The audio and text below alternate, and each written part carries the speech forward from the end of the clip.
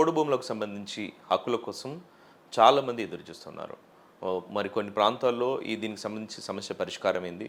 ఇంకా చాలా చోట్ల ఈ పోడు భూములకు సంబంధించిన హక్కులు రావాల్సి ఉంది. దీనికి సంబంధించిన ఆర్ఓఎఫ్ఆర్ చట్టం ఏం చెబుతుంది? ఇదొక అంటే గిరిజన ప్రాంతాల్లో చాలా గొప్ప చట్టం. చాలా సందర్భాలు అనుకుంటున్నాం. భారత రాజ్యాంగం తర్వాత గిరిజన ప్రాంతాల్లో అంతకంటే అంత గొప్ప చట్టం ఏమైనా ఉంది అంటే ఆర్ఓఎఫ్ఆర్. 2 కారణాల వల్ల. ఈ చట్టం వచ్చేంత వరకు ఎవరైతే అటవీ భూముల మీద ఆధారపడి బ్రతుకుతున్నారో వాళ్ళ బ్రతుకు దినదిన గండంగా ఉండేది.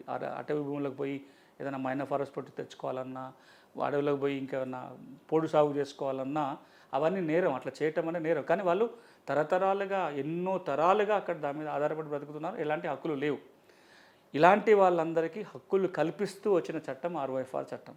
అంతేకాదు చారిత్రాత్మకంగా అన్యాయం జరిగింది, అన్యాయాన్ని సవరించాలి అని చట్టంలో రాసుకున్న ఏకైక చట్టం.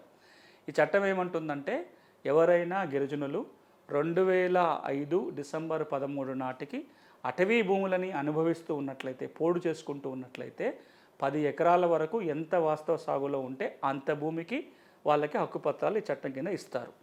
ఒకవేళ గిరిజనేతలు అయి ఉంటే కనుక 3 తరాలు అంటే 1930 నుంచి ఆ అటవీ భూమిని అనుభవిస్తూ ఉన్నట్లయితే వాళ్ళకు హక్కుపత్రాలు ఇవ్వాలి అని చట్టం అంటుంది. అంతేకాదు పోడు భూములకు పట్టాలు మాత్రమే కాదు, వేటాడటం కాకుండా దాదాపుగా ఒక 11 రకాల హక్కుల్ని చట్టం గుర్తిస్తుంది.